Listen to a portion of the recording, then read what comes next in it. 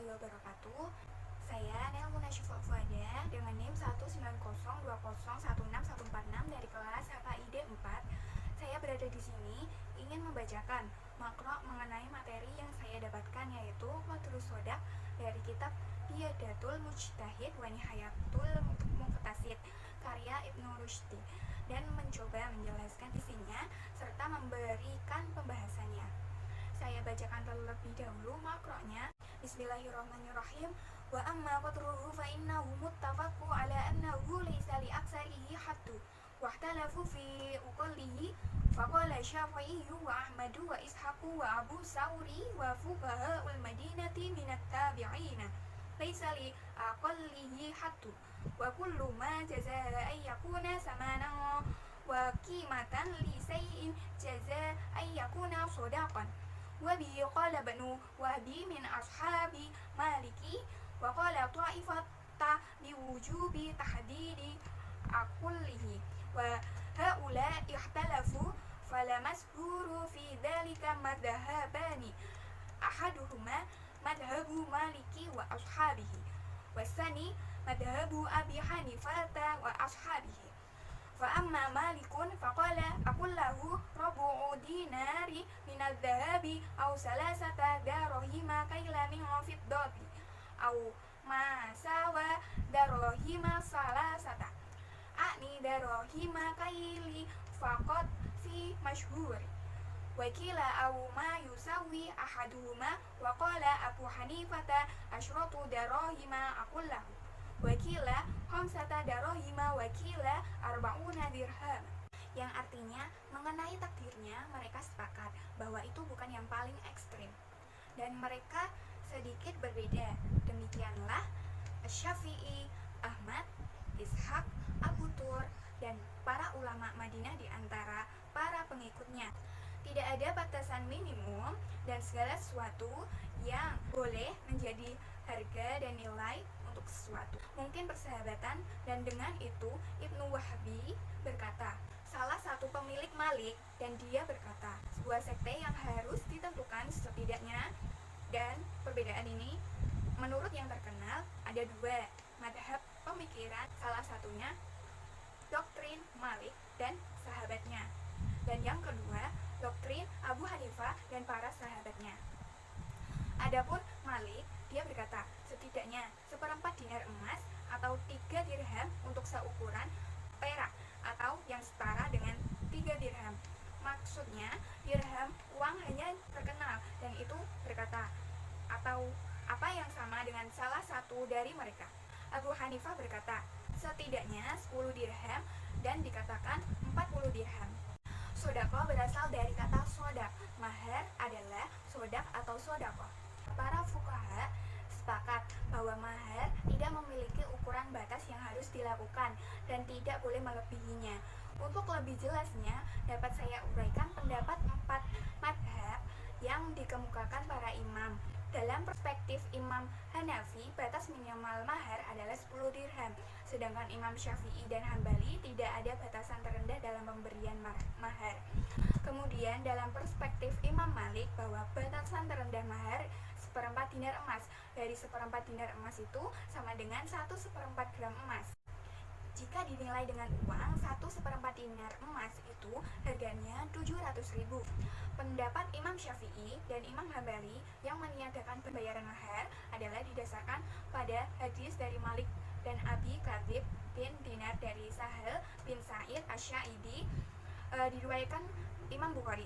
Alasan Imam Syafi'i dan Imam Hambali karena pernikahan merupakan lembaga yang suci, tidak boleh batal hanya karena lantaran kecilnya pemberian mahar.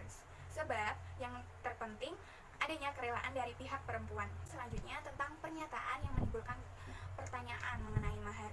Kenapa sih ada mahar? Apa sih mahar? Mahar atau mas kawin adalah harta yang diberikan oleh pihak mempelai laki-laki atau keluarganya kepada mempelai perempuan atau keluarganya dari mempelai perempuan pada saat pernikahan. Apakah wajib memberi mahar? Mahar itu sendiri wajib. Untuk calon suami, menyerahkan mahar merupakan kewajiban. yaitu kewajiban pertama suami terhadap istrinya. Para ulama fikih sendiri sepakat bahwa mahar wajib diberikan oleh suami kepada istrinya baik secara kontan maupun secara tempo. Pembayaran mahar itu harus sesuai dengan perjanjian yang ada dalam akad pernikahan. Para ulama juga sepakat mahar itu merupakan syarat nikah dan tidak boleh diadakan persetujuan untuk meniadakannya. Dalil tentang mahar salah satunya terdapat dalam Al-Quran surah An-Nisa ayat 4. Bismillahirrahmanirrahim.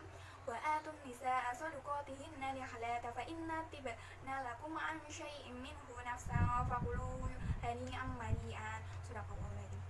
Artinya, berikanlah mas kawin atau mahar kepada wanita yang kamu nikahi sebagai pemberian penuh kerelaan. Kemudian, jika mereka menyerahkan kepadamu sebagian dari mas kawin itu dengan senang hati, maka makanlah atau ambillah pemberian itu sebagai makanan yang sedap lagi baik akibatnya. Abdurrahman Al-Ghazali dalam fikih munakahat mengartikan mahar itu sebagai pemberian wajib dari calon suami kepada calon istri sebagai ketulusan hati dan untuk menimbulkan rasa cinta kasih bagi seorang istri kepada calon suaminya. Apa saja syarat mahar? Mahar pernikahan yang baik dalam Islam itu mahar yang tidak memberatkan. Harta yang dijadikan mahar itu syaratnya adalah berharga, diketahui, mampu, dan sanggup untuk diberikan. Apabila harta tersebut berupa hal yang bermanfaat, maka hendaknya bermanfaat untuk seseorang ataupun hendaknya barang tersebut pantas untuk dihargai. Syarat-syarat harta yang dijadikan sebagai mahar itu berharga, yaitu diketahui jenis harta tersebut, sanggup untuk diberikan, harta tersebut bermanfaat digunakan oleh seseorang, ataupun kalau seandainya dia berupa benda, maka benda tersebut pantas untuk dihargai. Melansir dari Al-Fiqh ala Madhabi Arba'ah karya Abdurrahman Al-Jaziri, syarat mahar itu ada 4. Yang pertama, dengan harta berharga. Sesuatu yang tidak berharga tidak sah sebagai mahar. Jika mahar sedikit namun bernilai, maka barang tersebut tetap sah disebut mahar. Sejatinya tidak ada ketentuan banyak atau sedikitnya mas kawin. Yang kedua, dengan barangnya yang suci dan bermanfaat. Oleh sebab itu, jika mahar berupa khamar, babi, atau yang lainnya yang dianggap haram dalam ajaran Islam atau yang tidak berharga, maka hukumnya tidak sah. Yang ketiga, bukan barang gosap. Gosap itu artinya mengambil barang milik orang lain tanpa seizinnya, namun tidak bermaksud memilikinya karena berniat untuk mengembalikannya kelak. Dan yang terakhir, yaitu keempat, bukan barang yang tidak jelas keadaannya. Jika barang tidak jelas keadaannya atau tidak disebutkan jenisnya, maka barang tersebut tidak boleh dijadikan mahar. Sebagai contoh, kasus yang dulu, ingat dengan sosok pria yang memberi mahar sandal jepit untuk istrinya. Kabar pernikahan pria itu yang asal Lombok itu viral dan menjadi konsumsi publik saat itu. Mempelai prianya adalah seorang warga desa Broyem, kecamatan Praya Tengah, Lombok Tengah, Nusa Tenggara Barat. Namanya Iwan Firman Wahyudi atau bisa dipanggil dengan nama Judi. Pernikahan itu berlangsung hari Jumat tanggal 3 Juli 2020 pukul 20 waktu Indonesia Tengah di kediaman mempelai laki-laki. Pemilihan mahar itu didasarkan pada permintaan istrinya. Istri yang meminta mahar sendal jepit dan segelas air minum itu. Terkait mahar berupa sendal jepit, ternyata pada masa Rasulullah SAW pun pernah terjadi. Dikutip dari buku serial hadis nikah 4, mahar sebuah tanda cinta terindah, karya Firman Arifandi, ditemukan sebuah hadis tentang pernikahan yang berlangsung dengan mahar sandal. Hadis itu diriwayatkan Ahmad, Tirmidzi, dan Ibnu Majah dari jalur Amir bin Robiah. Dalam hadis itu disebutkan, seorang wanita dari Bani Fazarah menikah dengan mahar sepasang sandal. Kemudian Rasulullah SAW bertanya kepada wanita itu, relakah diri dan hartamu dinikahi dengan sepasang sandal? Wanita tersebut mengiyakannya. Maka Rasul pun membolehkan. Contoh itu tadi juga bisa termasuk dalam pendapat dari Imam Syafi'i dan Imam Hambali yang mengemukakan bahwa mahar itu tidak ada batas minimal dalam memberikannya dan juga tidak memberatkan bagi calon suami, namun harus dengan barang yang berharga dan yang bermanfaat bagi pihak perempuan.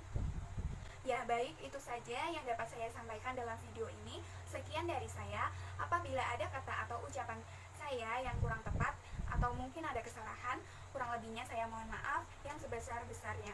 Dan terima kasih sudah menonton video ini. Wassalamualaikum warahmatullahi wabarakatuh.